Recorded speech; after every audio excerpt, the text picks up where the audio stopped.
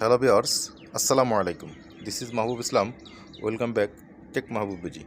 বন্ধুরা, আপনারা গত পর্বে দেখছেন কন্টেনার এবং প্লেকের ব্যবহার, কীভাবে কন্টেনার এবং ফ্ল্যাগে ব্যবহার করা হয় আর কি কি কাজে লাগে। তো আজকে আপনাদের দেখাবো আমি এএলএফকে আপনারা গত পর্বে দেখাই নেই, বাট আজকে এই পর্বে আমি দেখাবো।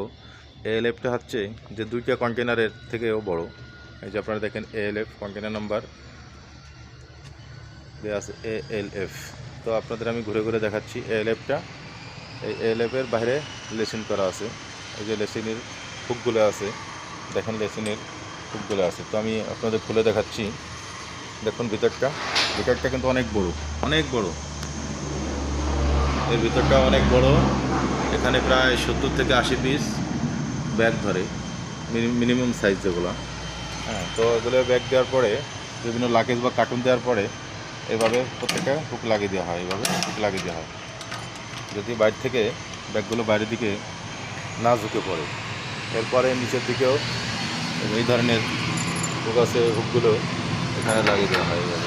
ঠিক আছে, এভাবে লাগিয়ে দেওয়া হয়। লাগিয়ে দিয়ে এটা ধরে এভাবে টেনে দেওয়া হয়। টেনে দিলে এটা টাইট হয়ে যায়, তখন আর বাইরের দিকে ঝুঁকে পড়ে না। তো এক ডিস্টেন্স থেকে আরেক ডেস্টিনেশনে এভাবে ব্যাগেজগুলো আনা নেওয়া করা হয়। এটা হচ্ছে এএলএফের কাজ। এএলএফটা দেখেন সাইজে কিন্তু অনেক বড়, অনেক বড়।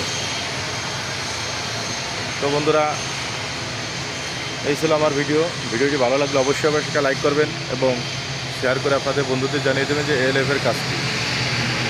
তো ভালো থাকবেন, সুস্থ থাকবেন। আল্লাহ হাফেজ, আসসালামু আলাইকুম।